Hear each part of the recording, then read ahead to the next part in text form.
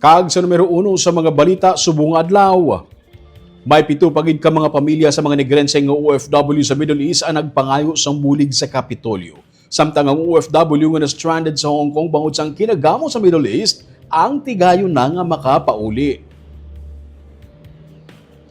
Sunod sa kay Provincial Administrator ni Fernando Diaz, sa 7-3 na ang nagpalabot nga luyag sa OFW nga natungdan nga magpauli o kon ma-repatriate. Duha ang nagatrabaho sa Kuwait, kag ang isa sa Saudi Arabia. Duha ang taga-Pulupandan kag isa sa Himamaylan City.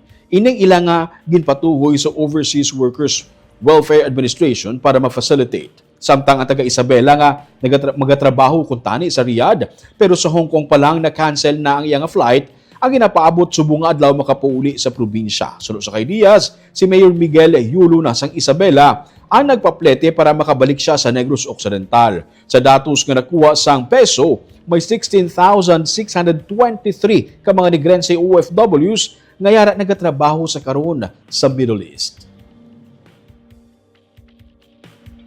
There are 3 that are already requesting assistance for repatriation, and then forward na sa aton nga peso nga office ara na sa OWA for them to facilitate their repatriation.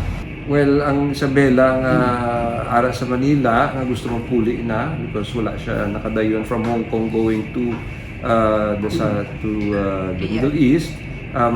Nagbalik na siya. Isabela LGU is responsible for giving the ticket. Thank you to the municipality of Isabela and Mayor Miguel.